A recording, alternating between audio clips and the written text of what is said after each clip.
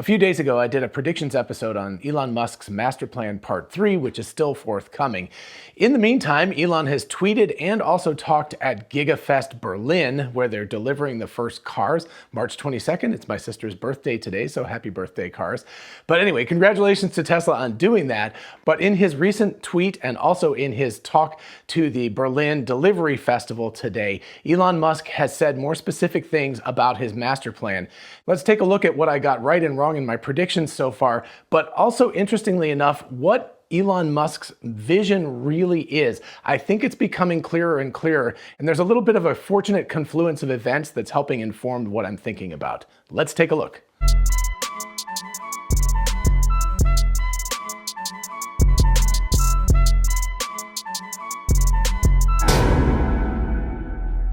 And for those of you interested in investing, check out WeBull, an amazing platform for buying and selling stocks, and now cryptocurrencies like Bitcoin, Dogecoin, and others. Open an account and get a free stock valued at up to $200, and fund your account and get another free stock valued at up to $1,600. Check out the link in the description and help the channel at the same time. Hey y'all, it's Dr. Know-It-All. So first of all, again, to the Tesla team, to Elon Musk, and everybody working in Germany and around the world to make Giga Berlin happen, congratulations.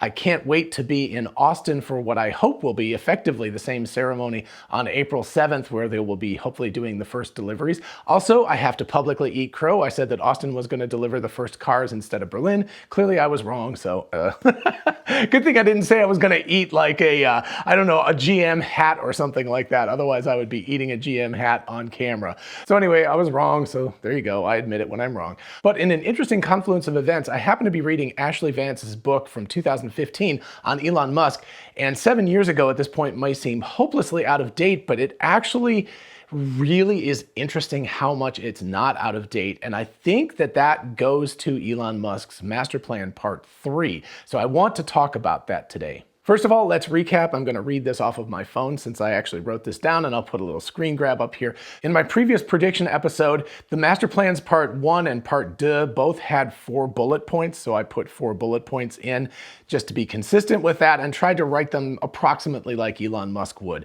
So bullet point number 1, create a wider variety of vehicles that can all drive themselves. Point 2, develop scalable micro to mega energy generation and storage that makes you money. Point 3, increase the labor force with autonomous cars and humanoid robots, the Tesla bot.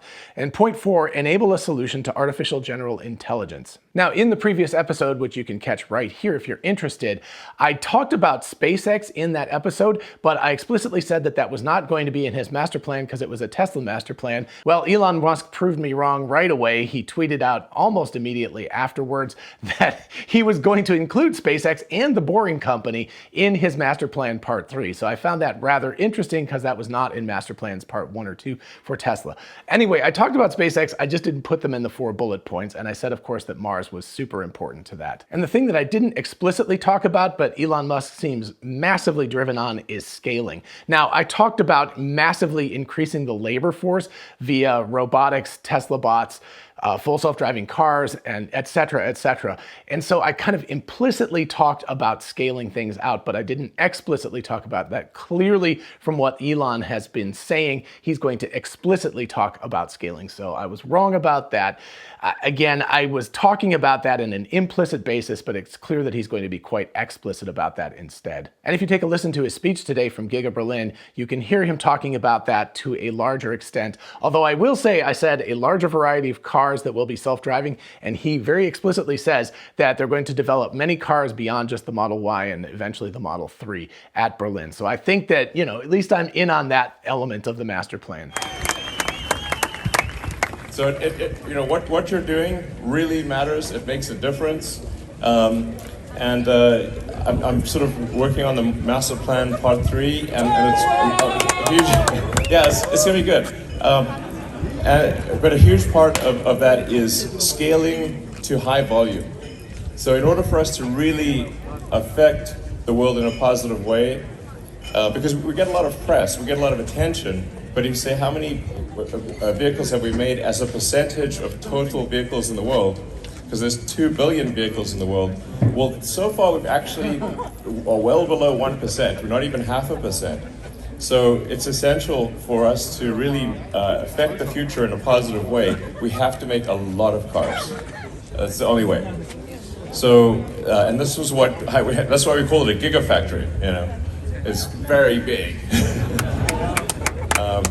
And we're starting off with the Model Y, but we're going to do a number of exciting additional vehicles here. And so I think this overall is just going to be a center of excellence for sustainable energy in general, and it's really going to help the world. So, I look forward to doing it with you. Once again, thanks for everything. All right, so from that speech, which Arthur Dent, by the way, or Evie Stevie, I like Arthur Dent because it's the, Hitchhiker's Guide to the Universe guy, but anyway, I thought that was kind of cute that he was the one that posted that thing on Twitter. But anyway, as Elon Musk clearly says in this, and is very focused on cars in this particular speech, but he said that mass scaling in order to kind of save humanity. And I think that's important. It's not just the environment, it's humanity. And I'm going to talk about that a little bit more in just a second. But anyway, he said that mass scaling of these cars and developing a greater variety and, making this a showpiece for Germany and the EU was super, super important to him. So again, congratulations to everybody. It's just fantastic that this thing is finally open. Congratulations to the German government and the people as well for making it happen, because obviously there were a lot of roadblocks that were put up in the last 6 months or a year before Tesla got going with this. And of course, just to touch back again, in Elon Musk's tweet, he said, main Tesla subjects will be scaling to extreme size, which is needed to shift humanity away from fossil fuels and AI. So again, I think AI is going to be a centerpiece of this. I think that was pretty obvious for a long time. But I will also include sections about SpaceX, Tesla, and the Boring Company. So first of all, scaling to extreme size. That's an interesting thing. Connecting the dots, love him. I hope that I get to meet him in Austin. I'm not sure if he's going to be there. And by the way, if you're going to be in Austin, hit me up on Twitter because I'm putting together a list so that we can have a little meetup there on probably the 6th of April.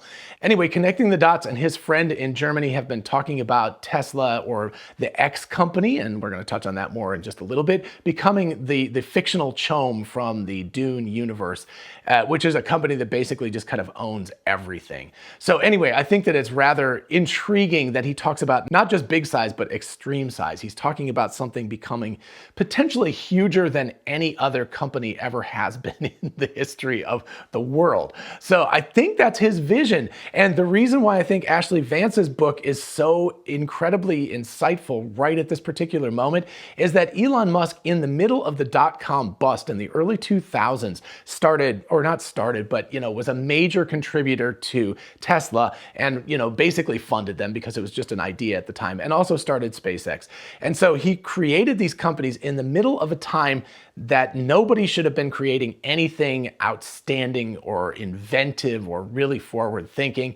He also was coming from a software background where things are very agile and you can make changes very easily. And in the most expensive markets in the world, in Los Angeles and in San Francisco, he started companies up to manufacture hardware of all crazy things. So he's absolutely nuts. In fact, one of the things that Ashley Vance, and I think it's right at the beginning of the book, Elon Musk turned to him and said, do you think I'm insane?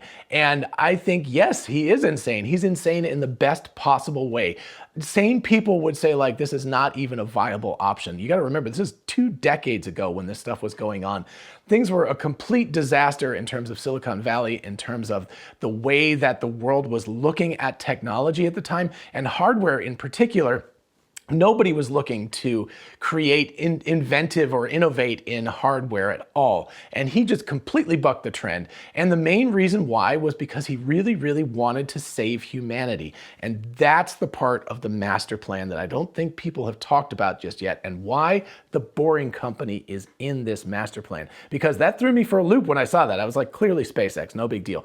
But the Boring Company, I also think OpenAI, I know he doesn't have as much to do with that anymore, but I think that that is a huge part of this plan as well, although he's kind of replicated that inside of Tesla as well right now. So what is the grand vision of this master plan? I'm not going to try to bullet point this in this particular episode, but I think what's happening here is Elon Musk's vision from the early 2000s has been really, really consistent. He wants to save humanity. What does that mean? There's a 2-pronged approach here. Number one, we need to save ourselves on this planet. Because, what is that line? There is no planet B. So, we need to take care of this planet. We need to get off of fossil fuels. We need each country or each region to become as energy independent as possible, to be able to create a labor force that is able to work, that allows humanity to become a better place, and also to deal with artificial general intelligence, which is all part of this, but is also potentially going to be the biggest threat to humanity, since potentially nuclear weapons are maybe even bigger than that, right? These dystopian futures like the Terminator are a real potentiality, even if it's not on purpose by the AI. It could just kind of, I liken it to ants, right? Human beings to ants are what AGI could be to humanity in a period of time. We don't want to be those ants that get stepped on the sidewalk when you're not even paying attention to it, right? So I think all of these things are mulling around in his head, and Elon is super concerned about saving humanity on this planet, but he also wants a planet B. And that's where things really get interesting. So he wants to be able to set up a humanity 2.0 or colony 2.0 and have 1 million people on it and have it be self-sustaining. I also happen to be reading Red Mars, Green Mars, and Blue Mars. I'm in the middle of Green Mars right now, which is a fairly optimistic, I mean, it's very dramatic and everything, but it's a fairly optimistic view of what the mid-21st century, like 2050-ish or so, will be like, and then into the future further than that, and terraforming Mars and people going to Mars and living there. So, this is possible that Elon Musk has read this book as well in the 90s, and it informed his vision of this. But anyway, it's a view that we need a secondary Earth because cataclysmic events could happen on Earth. Something bad could happen, including nuclear war. This war in Ukraine makes you really kind of think about those possibilities as a much more tangible reality right now than maybe people have thought about that in the last 20 years or so. I grew up during the height of the Cold War, so I'm used to thinking in those ways all the time, growing up, not quite duck and cover, that was 10 years before I was born, but that whole idea that you could just be wiped out at any second without even knowing what's going on. So all of that is kind of in the background for Elon Musk, I'm sure, as well. He's, I think, early 1970s, so he's like 7 years younger than I am, but would have been growing up during that Cold War era, and certainly being in South Africa would have been, there just would have been a lot of tension for a lot of reasons. So I'm sure that he has that optimistic but cautious sort of view. And so he's thinking about an Earth 2.0, and that requires Tesla, it requires SpaceX, and it requires the Boring Company, all three of those, and of course, something like OpenAI or maybe Tesla's AI. So how do these all work together? Well, certainly you've got SpaceX because you've got to transport people to Mars, and obviously he's building the Starship specifically for that kind of thing, and probably, realistically speaking, he may be looking at going to the moon first and setting things up there because it's a lot easier to test stuff out on the moon than it is to go all the way to Mars. It's a much, much longer distance away. What does Tesla have to do with this? Well, they've got the robotics element, right? They've got robotics, they've got energy storage, they've got energy generation. All of those things can come together, not just to help humanity on Earth, but to help them on the moon and on Mars. And the biggest piece of that puzzle is the Tesla bot.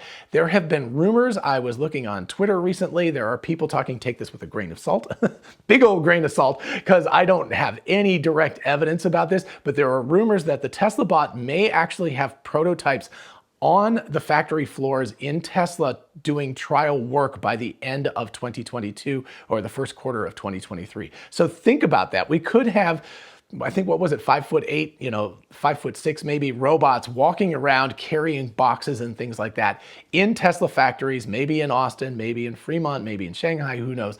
They could be doing this kind of work and actually testing themselves out and testing this stuff out within a year from now. And that's pretty remarkable. We're not talking pie in the sky stuff that's like 10 years from now. We're talking about building them soon. And the urgency of that is that, Elon wants to get to Mars before the end of this decade. That's going to require Tesla bots. They need to have Tesla bots to really effectively go to Mars and not just kind of like plant a flag and go back home again, but to actually stay and begin building things is going to require robots. Human beings are just too fragile to do that at the outset. So that's Tesla's piece of the puzzle. What is the Boring Company? Well, the ostensible reason for the Boring Company, of course, is for traffic. It's a soul-sucking part of human life is to be stuck in traffic all the time, and he wants to make traffic three-dimensional. But the bigger picture part of this, and what I was like, oh, okay, this makes sense when he mentioned them in his master plan tweet, was like, we need those for the moon and Mars as well. We need these boring companies.